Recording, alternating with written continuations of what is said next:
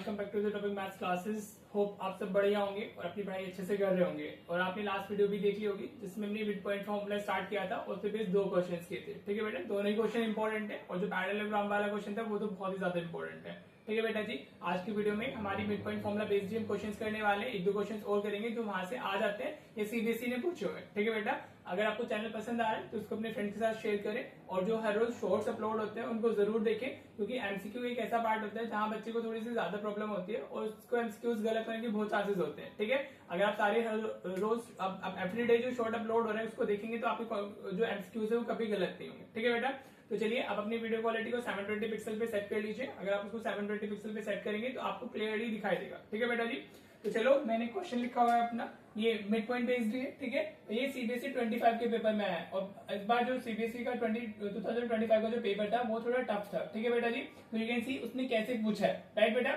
अभी जो last video में हमने क्वेश्चन किए थे अभी तक वो वैसे पूछ रहा था, अभी थोड़ा सा चेंज करके पूछ लिया। ठीक है, but concept is basically same. If you are conceptually clear तो आप डेफिनेटली सब कुछ अपना अच्छा करोगे ही करोगे। राइट, तो इसलिए मैं हमेशा बोलता हूँ कि कॉन्सेप्चुअली स्ट्रॉन्ग रहना है। ठीक है बेटा, नाउ देखो क्या क्वेश्चन है हमारा ये, if the midpoint of the line segment joining the points this and this। हाँ जी, हमें 2 पॉइंट दिए हुए हैं, ए हो गया हमारा और पॉइंट बी हो गया। ठीक है बेटा जी, इसके कोऑर्डिनेट 3,4 हो गए और बी के जो कोऑर्डिनेट्स हैं दैट आर k,6। ठीक है बेटा, हाँ जी, और जिनका मिड पॉइंट है, सपोज उनका मिड पॉइंट कहीं यहाँ होगा। ठीक है बेटा, समझ में आ रहा है, तो वो मिड पॉइंट है तो 1:1 के रेशियो में डिवाइड करेगा उसको। Right, is x, y mid point p दिया हुआ है, सॉरी p दिया हुआ है, दैट इज x, y। हाँ जी बेटा, वो बोल रहा है and x plus y minus 10 equal to 0 then find the value of k। ठीक है बेटा जी, आपको मिड पॉइंट दिया हुआ है जो ए बी का मिड पॉइंट है दैट इज x, y और आपको एक लाइन दे दी गई है, मींस x प्लस वाई क्या है, यहाँ जो मिड पॉइंट से वैल्यूज मिलेगी उसमें इक्वेशन दी है और आपको k फाइंड करना है। ठीक है बेटा, तो ये बहुत इजी क्वेश्चन है। अब हमें क्या बताए, हमारा जो x होगा वो क्या होगा, that will be x1 plus x2 upon 2। हाँ जी बेटा जी, x1 x2 क्या होते हैं, पॉइंट से कोऑर्डिनेट, ये x1 हो गया, ये y1 हो गया, ये x2 हो गया, ये y2 हो गया। राइट बेटा जी, होप यहाँ तक क्लियर हो रहा होगा। अब आपको क्या करना है, सबसे पहले इसका मिड पॉइंट फाइंड कर लेना। ठीक है, तो ये मिड पॉइंट x की वैल्यू कितनी है हमारी, x1 प्लस x2 अपॉन 2, ये तो फॉर्मूला ही होता है, मिड पॉइंट फॉर्मूला है हमारा।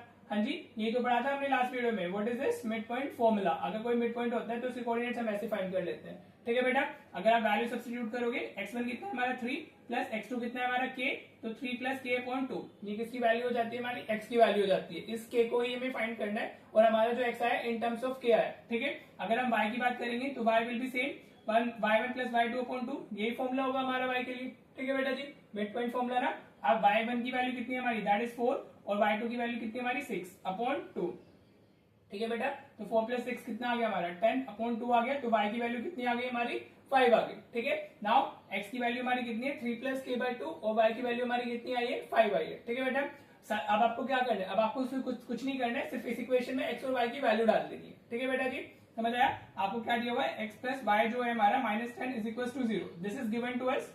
हाँ जी, तो अभी जो हमारे x और y है हम यहाँ पर उनको रिप्लेस कर देंगे, दैट्स इट। ठीक है, अब x की वैल्यू कितनी है हमारी, that is 3 plus k by 2।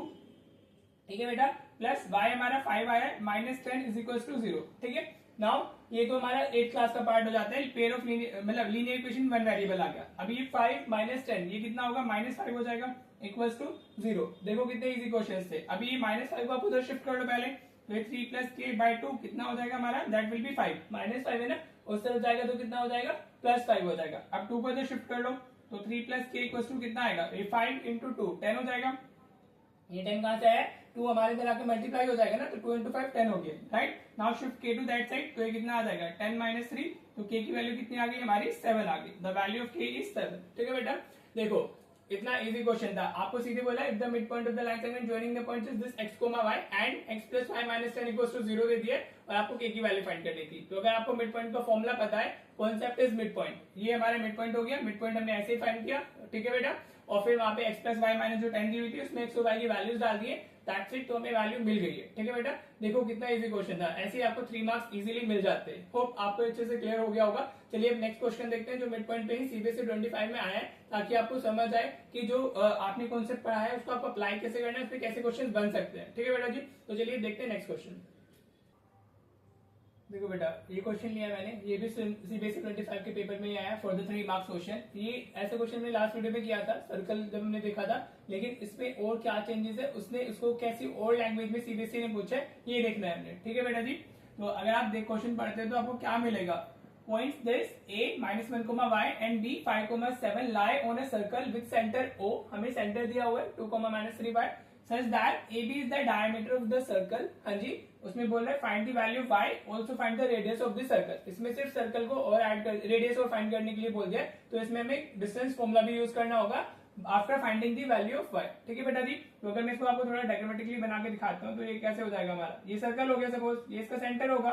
हाँ जी, अब उसने क्या बोला है, ए और बी है हमारे, they are the A B is the diameter of circle. तो अगर मैं ए को इधर डालता हूँ और बी मेरा कहाँ आएगा, इधर, और जो सेंटर है हमारा that is represented by O, question में ऑलरेडी दिया हुआ है। ठीक है, हम कुछ नहीं लिख रहे हैं अपने पास से, तो -1, y हो गया। ठीक है बेटा, ये क्या है हमारा coordinates of what, these are the coordinates of हमारा पॉइंट ए। हमारा बी क्या है, बी के कोऑर्डिनेट्स हमें दिए हुए 5, 7। हाँ जी बेटा, और ओ के कोऑर्डिनेट्स हमें दिए हुए 2, -3y। ठीक है बेटा जी, कितना इजी क्वेश्चन है हमारा ये। अब हमें y की वैल्यू बतानी है, अगर हमें y पता चल जाएगा तो we can easily find the radius. हाँ जी, रेडियस तो ओ बी होगा ना, या ओ ए होगा, कहीं पर भी आप डिस्टेंस फॉर्मूला लगा दोगे तो आंसर मिल जाएगा। ठीक है बेटा जी। तो ये क्या है, O is the word, O is the mid point of हमारा, centre is the mid point of हमारा डायमीटर ना, तो how can we write O is the mid point of A B. ठीक है बेटा, O is the mid point of A B. हाँ जी बेटा, तो हम क्या यूज कर सकते हैं, मिड पॉइंट फॉर्मूला यूज कर सकते हैं। तो ये क्या हो जाएगा हमारा x1 y1 हो जाएगा, ये क्या होगा मेरा x2 y2 होगा, and this is what xy।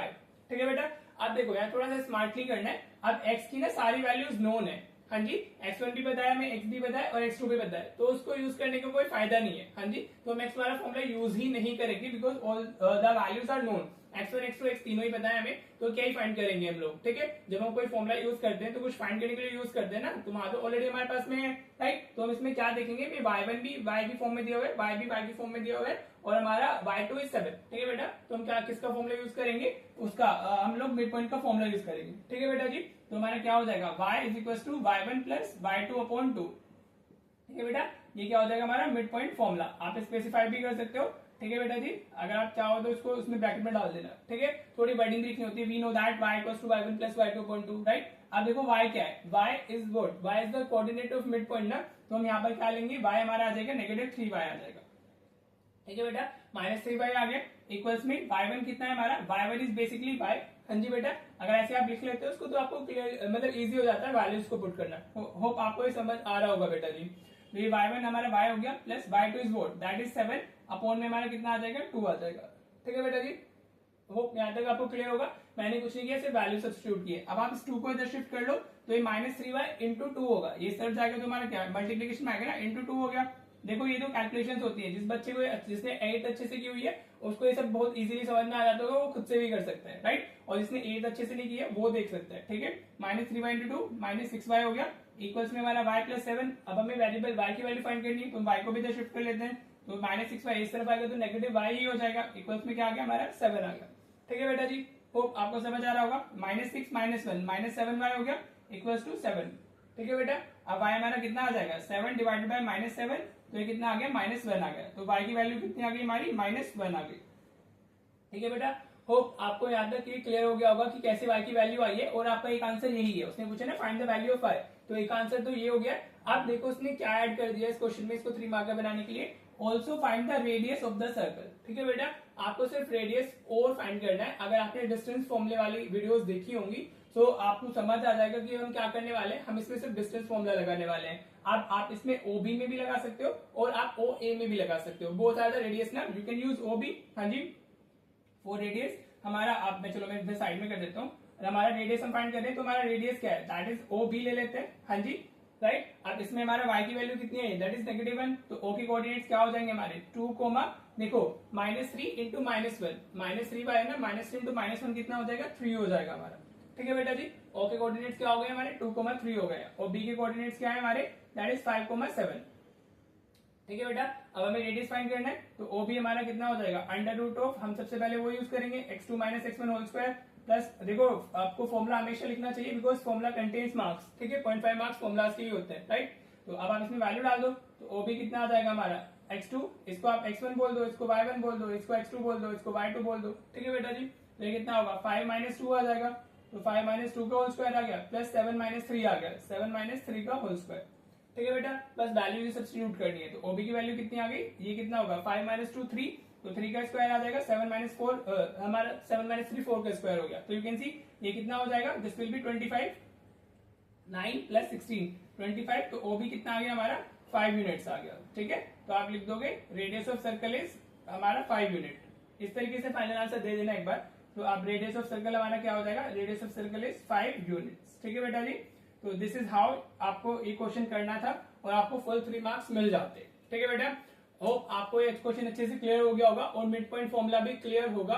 ठीक है बेटा, किस तरीके से क्वेश्चन उसमें बन जाते हैं, राइट। चलो अभी मैं एक क्वेश्चन और लेता हूँ, वो मीडियन बेस्ड क्वेश्चन है। कभी कभी बच्चा मीडियन को ना थोड़ा फोकस नहीं करता है, लेकिन सीबीएसई वहां से पूछ लेता है। तो मैं जल्दी से एक छोटा सा क्वेश्चन और करते हैं, फिर हम इस वीडियो को एंड करेंगे और इसी के साथ हमारा चैप्टर भी खत्म हो जाएगा। ठीक है बेटा जी, चलिए एक क्वेश्चन और देखो बेटा, ये भी सीबीएसई 25 के पेपर में 2 मार्क के लिए आया था। ये थोड़ा सा इजी है, इसलिए आपका इसकी जो वेटेज थी वो 2 मार्क थी। आपको अगर मीडियन का पता है कि मीडियन क्या होता है तो आप इसको इजीली कर सकते हो। ठीक है, 3 वर्टिसेस दिए हुए हैं ट्राइंगल के, तीनों में पता है। अगर मैं ट्राइंगल को ऐसे ड्रॉ कर लूं, ए बी सी डी हमने ड्रॉ कर लेना है, ए बी सी। ठीक है, तीनों वर्टिसेस दिए हुए भी हमें, तो ये कितना हो गया -2,4, बी हमारा हो गया 4,3 हो गया, एंड सी इज हमारा 1,-6। ठीक है बेटा जी, अब आपको क्या बताना है, लेंथ ऑफ मीडियन BD। तो आपने जो मीडियन बनाया हुआ है वो B से बनाया हुआ है, so this will be what D। ठीक है बेटा, तो आपको लेंथ ऑफ BD बतानी है, तो व्हाट यू शुड नो, आपको D के कोऑर्डिनेट्स पता होने चाहिए। अगर आपको D के कोऑर्डिनेट्स नहीं पता है तो आप इसको फिर नहीं कर पाओगे। ठीक है बेटा, you can see how you will be writing, हमारा जो D होगा मीडियन है ये, तो मीडियन उसको जिस साइड पे मीडियन बनाते हैं हम लोग, वो उसको 2 इक्वल पार्ट्स में डिवाइड करता है ना। तो आप जो D होगा that will be the mid point of AC, this is the mid point of AC। ठीक है बेटा, समझ आ रहा है। अगर आप इसके D के कोऑर्डिनेट्स को x, y बोल देते हो तो ये बहुत इजी है। अब ये x1 y1 हो गया, हाँ जी, ये x2 y2 हो गया, तो अब you can easily find the coordinate of D। हाँ जी, तो अगर मैं यहाँ से x की वैल्यू फाइंड करता हूँ तो वो मेरी क्या आएगी, x1 प्लस x2 अपॉन 2 हो जाएगी।